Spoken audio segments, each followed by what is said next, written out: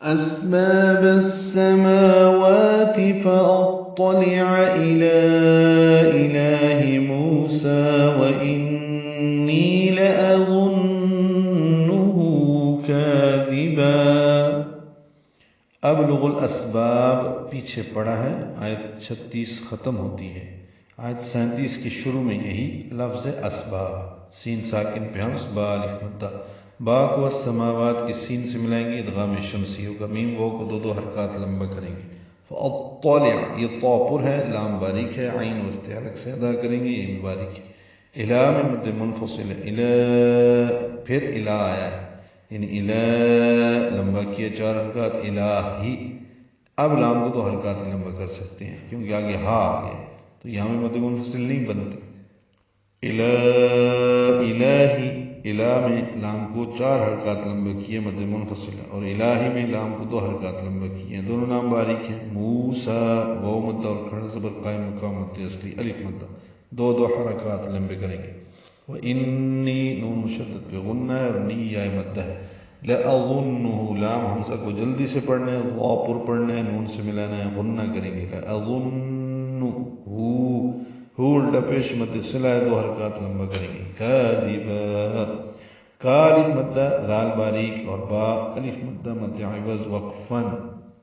سورۃ القصص کی آیت نمبر 38 میں یہ الفاظ تھوڑے سے وَإِنِّي لَأَظُنُّهُ مِنَ الْكَاذِبِينَ، وہاں پہ آیت ختم ہوتی ہے وَإِنِّي لَأَظُنُّهُ مِنَ الْكَاذِبِينَ، یہاں پہ وَإِنِّي لَأَظُنُّهُ كَاذِبًا ہے، تو یہ متشابہ آیت نمبر 38 سورۃ القصص 4تھا رکوع ہے، اور یہاں پہ ہم نے وقف کر دیا تو کاذبا الف مدہ مد عوض بنی، ملانا ہو تو کاذباؤں ادغام کرنا ہوگا غنّے کے ساتھ۔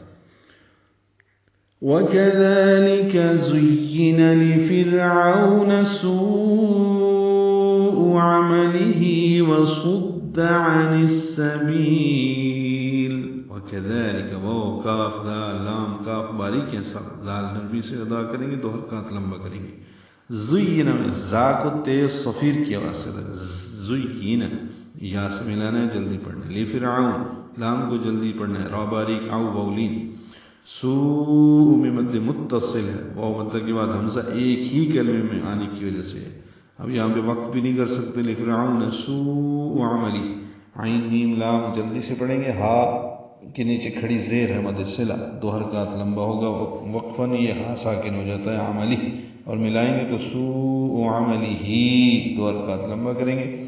وصد میں صاد پر دال باریک، عن السبیل میں عین وسط حلق سے ادا کریں گے، نصف میں ادغام شمسی ہو رہا ہے، الف لام نہیں پڑھا جا رہا، اور با کو لمبا کر رہے ہیں، لام ساکن پہ اظہار ہے، عن السبیل۔ وما كيد فرعون الا في تباب، اسی سورہ غافر یا مومن کی آیت نمبر 25 میں وما كيد الكافرین الا فی ضلال پڑھا تھا، ابھی پڑھ رہے ہیں وما كيد فرعون الا فی تباب، ما الف مدہ کئی عیلین، فرعون را باریک عین وسط حلق سے نکالیں گے، عوبولین، الا الف مدہ فی یا مدہ، تباب میں با کو لمبا کریں گے اور با ساکن پہ قلقلہ ہوگا، فی تباب، یہ الا فی تباب ہے، ملا کے پڑھنا ہے، با ساکن پہ رک جانا ہے اور قلقلہ کرنا ہے، دونوں زیریں ختم ہو جائیں گی، ملانا ہو تو ادغام ہوگا، آگے وہ پر تشدید لانی پڑے گی۔ جو آسمانوں کے راستے ہیں پھر میں موسیٰ کے خدا کو جھانک کر دیکھ لوں، اور بے شک میں تو اس کو جھوٹا ہی گمان کرتا ہوں، اور اس طرح فرعون کے لیے اس کی بدعملی خوشنما بنا دی گئی، اور اس کو سیدھے راستے سے روک دیا گیا، اور فرعون کی ہر سازش ناکام ہونے والی تھی۔